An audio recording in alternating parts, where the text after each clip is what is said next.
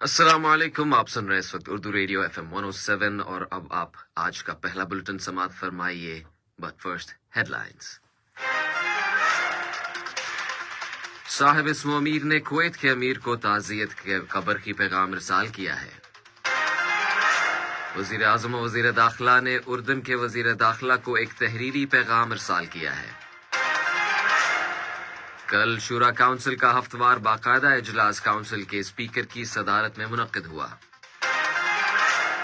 قطر نے جمہوریہ کانگو کے شمالی صوبے کیوو میں ایک چرچ میں دھماکے کی شدید مذمت کی ہے۔ یہ تھی اب تک کی ہیڈ لائنز اور اب پیش خدمت ہے بلٹن ان ڈیٹیل۔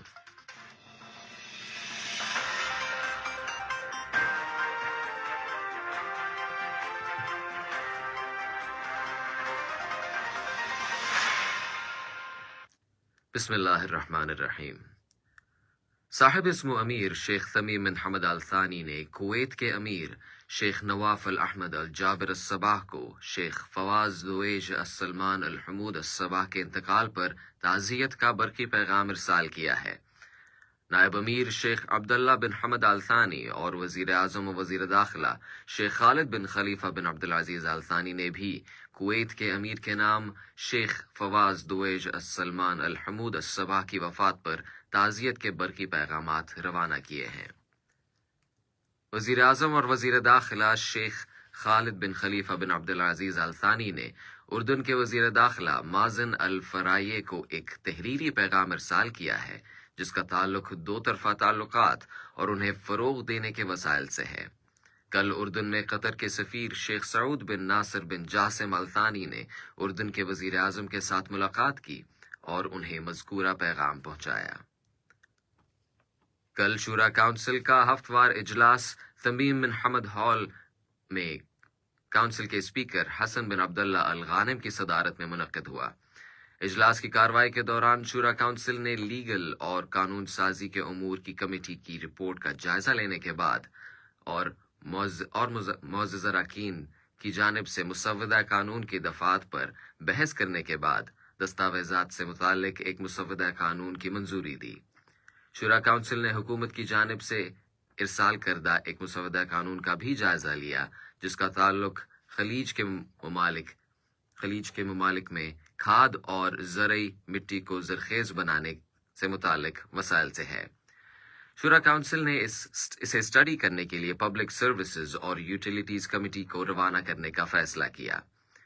اجلاس کے اختتام پر شورا کونسل نے ارکان کے گزشتہ سال ستمبر میں جمہوریہ برونڈی میں منعقد ہونے والے افریقی اور عرب ایسوسی ایشن آف سینٹس شورا اور اس کے مساوی کونسلوں کے 9ویں مشاورتی اجلاس میں شورا کونسل کی شرکت کی رپورٹ کا بھی جائزہ لیا۔ وزیر مالیات علی بن احمد الکواری نے سوئٹزرلینڈ کے شہر ڈیووس میں ورلڈ اکنامک فورم 2023 میں شرکت کے موقع پر سوئٹزرلینڈ کی وزیر خارجہ کیرن کیلر کے ساتھ ملاقات کی ہے جس کے دوران دونوں ممالک کے درمیان تعلقات اور انہیں باہمی دلچسپی کے متعدد امور کے علاوہ مالیات، معیشت اور سرمایہ کاری کے شعبوں میں تعاون کو فروغ دینے کے امکانات پر تبادلہ خیال کیا گیا۔ قطر نے جمہوریہ کانگو کے شمالی صوبے کیوو میں ایک چرچ میں دھماکے کی شدید مذمت کی ہے جس کے نتیجے میں متعدد افراد ہلاک اور زخمی ہوئے ہیں۔ وزارت خارجہ کی جانب سے جاری کیے گئے ایک بیان میں اس حکومتی موقف کا اعادہ کیا گیا ہے کہ قطر تشدد اور دہشت گردی کی ہر طرح کی کارروائیوں کو مسترد کرتا ہے، خواہ ان کی وجوہات اور مقاصد کچھ بھی کیوں نہ ہوں۔ بیان میں عبادت گاہوں کو نشانہ بنانے اور پرامن شہریوں کو دھمکانے کے بعد اس کی بھی سخت مذمت کی گئی ہے۔ وزارت خارجہ کے بیان میں متاثرین کے خاندانوں، جمہوریہ کانگو کی حکومت اور عوام کے ساتھ تعزیت اور زخمیوں کی جلد صحت یابی کی تمنا کا اظہار کیا گیا ہے۔ قطر چیریٹی نے صومالیہ کے دارالحکومت موغادیشو میں مضافات میں موجود کیمپس اور اندرون ملک بے گھر ہونے والے افراد میں 1500 فوڈ پیکیجز تقسیم کیے ہیں جن سے 10,872 لوگ مستفید ہوں گے۔ یہ امداد صومالیہ میں خشک سالی سے متاثرہ افراد کی تکالیف کو دور کرنے کے لیے قطر چیریٹی کی جانب سے شروع کی گئی صومالیہ ہنگر اپیل مہم کے تحت دی جانے والی مسلسل امداد کا حصہ ہے۔ اس وقت 747 ملین صومالی شہریوں کو انسانی امداد کی شدید ضرورت ہے۔ نومبر سن 2022 میں قطر چیریٹی نے بے گھر افراد اور سیلاب سے متاثر ہونے والے لوگوں میں 5000 فوڈ پیکیجز تقسیم کیے تھے، جس سے 1200 خاندانوں کے تقریباً 7200 افراد مستفید ہوئے تھے۔ قطر ہلال احمر سوسائٹی QRCS نے عراقی ہلال احمر society IRCS، Barzani charity foundation BCF اور اربیل میں محکمہ صحت کے تعاون سے عراقی کردستان میں عراقی اور شمالی مہاجرین اور اندرون ملک بے گھر ہونے والوں کے کیمپس میں آنکھوں کی بیماریوں کے علاج اور اندھے پن کی روک تھام کے لیے میڈیکل وفود روانہ کیے ہیں۔ کل QRCS کی جانب سے جاری کردہ ایک بیان میں کہا گیا کہ اس منصوبے کا مقصد کیمپوں میں موجود 1200 مریضوں کا معائنہ کرنا اور انہیں سرجری کے لیے ہاسپٹلز میں داخل کرنا ہے۔ اب تک 1195 مریضوں کا طبی معائنہ کیا جا چکا ہے، 800 مریضوں کو ادویات دی جا چکی ہیں اور 95 افراد کو سرجریز کے لیے ہاسپٹل میں داخل کیا جا چکا ہے۔ قطر اور ریاست سینٹ لوئیشیا نے کل ایک ایئر سروسز معاہدے پر دستخط کیے۔ معاہدے پر قطر کی جانب سے وزیر ٹرانسپورٹ جاسم بن سیف بن احمد السلیتی نے ریاست سینٹ لوئیشیا کی جانب سے خارجہ امور، داخلی تجارت اور شہری ہوابازی کے وزیر آلوا رومانس بیپٹیسٹ نے دستخط کیے۔ اس موقع پر دونوں وزراء سول ایویشن اور مختلف ایئر ٹرانسپورٹ سرگرمیوں سے متعلق شعبے میں دو طرفہ تعلقات کو مضبوط بنانے کے وسائل کے بارے میں بھی تبادلہ خیال کیا۔ یہ خبریں آپ اردو ریڈیو FM 107 سے سن رہے ہیں۔ فلسطین کے وزیر اعظم محمد شتائے نے کہا ہے کہ قابض اسرائیلی فوج کی مجرمانہ کارروائیاں فلسطینی عوام کو اپنے قومی حقوق کی پاسداری اور ان کا دفاع کرنے سے روک نہیں سکتی۔ فلسطین کے وزیر اعظم نے اقوام متحدہ میں اور انٹرنیشنل پلیٹ فارمز پر اسرائیل کو تحفظ فراہم کرنے والوں سے مطالبہ کیا ہے کہ وہ فلسطینی عوام کے خلاف اسرائیلی جرائم کو دیکھنے کے لیے اپنی آنکھیں کھولیں اور ضمیر کی آواز سنیں۔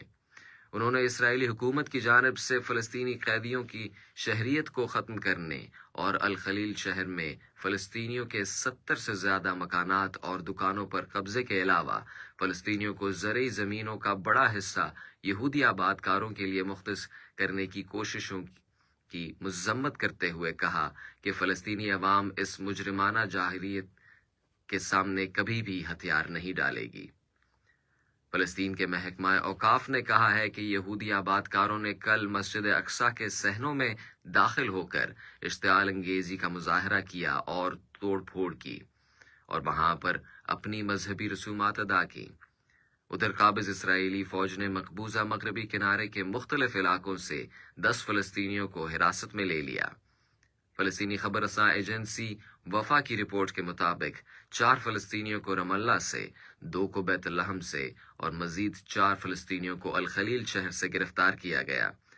قابض فوج نے شہریوں کی گاڑیوں کو روک کر تلاشی لی اور انہیں پریشان کیا۔ جرمنی کی وزیر دفاع کرسٹین لیمبرخت نے اپنے عہدے سے استعفیٰ دے دیا ہے۔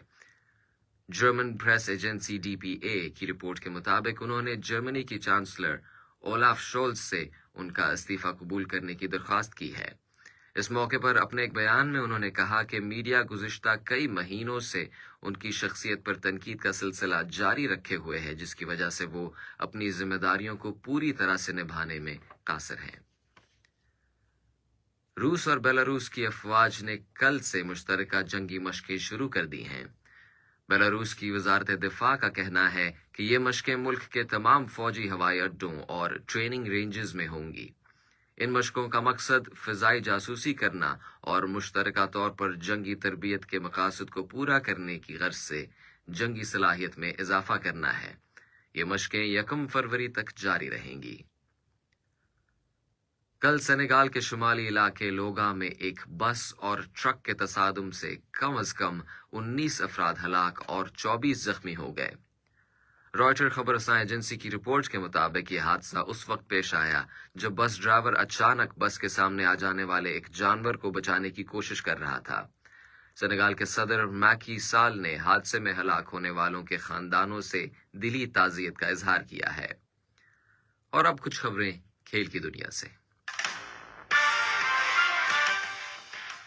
کل عراق کے شہر بصرہ میں 25ویں خلیجی کپ ٹورنامنٹ کے تحت کھیلے گئے سیمی فائنل میں میزبان عراق نے قطر کو 1 کے مقابلے میں 2 گول سے شکست دی۔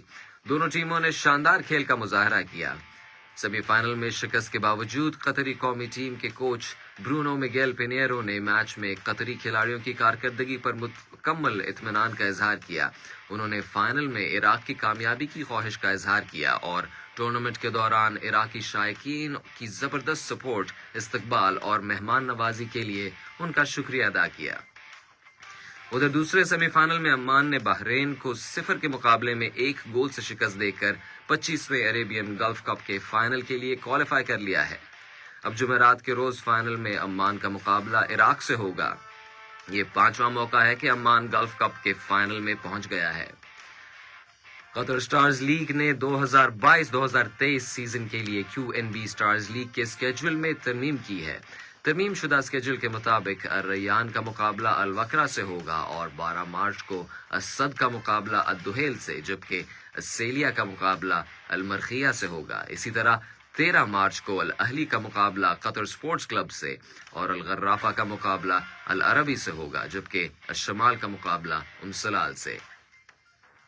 قطر کے میڈیا گروپ BeIN نے اعلان کیا ہے کہ اس کے فلیگ شپ چینل BeIN سپورٹس نے مشرق وسطی اور شمالی افریقہ کے ممالک اور فرانس، ترکی، ایشیا، شمالی امریکہ اور آسٹریلیا میں ریاض سیزن کپ کو نشر کرنے کے حقوق حاصل کر لیے ہیں۔ یہ ٹورنامنٹ جمعرات 19 جنوری کو سعودی عرب کے کنگ فہد اسٹیڈیم میں شروع ہو رہا ہے۔ اس میں فرانسیسی چیمپئنز PSG کا مقابلہ سعودی عرب کے سرکردہ کلبوں الہلال اور النصر کے کھلاڑیوں سے ہوگا۔